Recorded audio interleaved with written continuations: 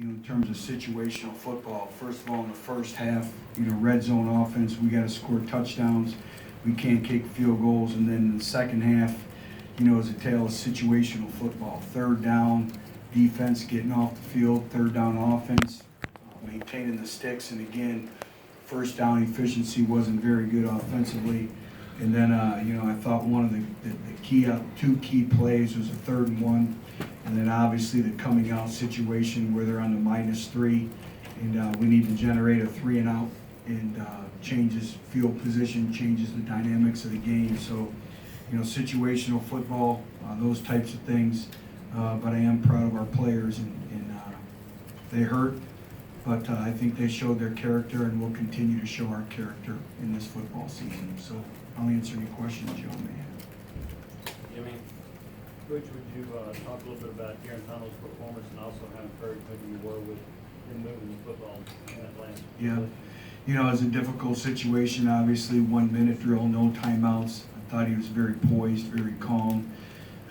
Made some plays with his legs. I'm very anxious to go back and watch the video, but in terms of showing poise and, making your first start, I think there's a lot of things positively to build upon. And then, Quentin being ready a number of times and made a big play for us as well going into the game when Jarrett's helmet came off. But I was encouraged by what I saw, and I'll know a little bit more when I speak to y'all on Monday. Brian? Butch obviously didn't turn the football over, and you mentioned Jarrett Force. What do you have to do? What can you do on the outside to create some separations and playmakers with your wide receivers?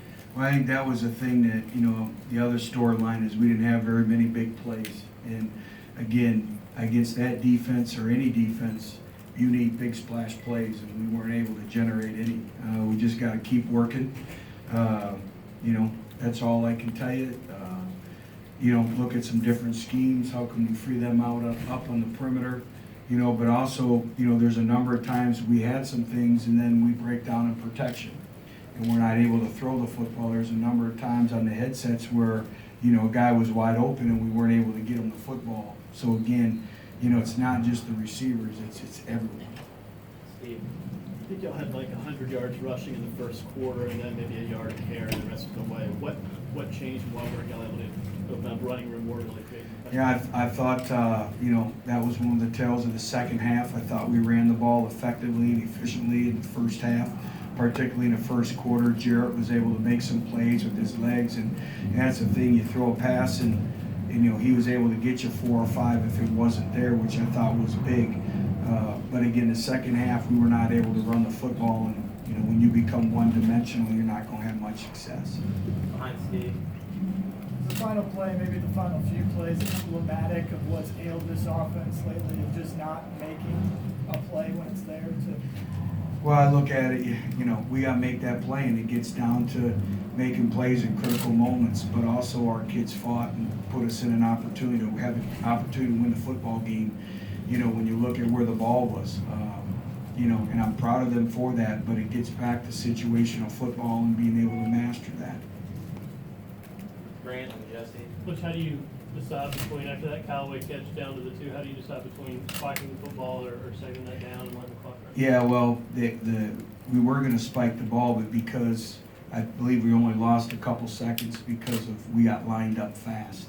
We were going to clock the ball, but, again, we liked the play call. We got the play call in, and we were able to get the ball snapped. So, that had no bearing on anything. Jesse? 2 questions, Butch. One, was there any consideration to hand the ball to John Kelly in the final play? And just secondly, you talked this week about the preparation and how good you guys were during the bye week. What happened and how did that not translate to the performance today? Well, did we not play a good football team? You also, that's a good football team. So I did. Our kids, we got better. And unfortunately, we came up short. We had an opportunity to win the football game. But that's a good football team. Did we think about handing the ball to John Kelly? Yes, we did. But, with the 4 seconds, that's when we thought about it. And if you run the ball and you don't get it, then that's the final play. Then you're sitting in here asking me why we handed the ball off.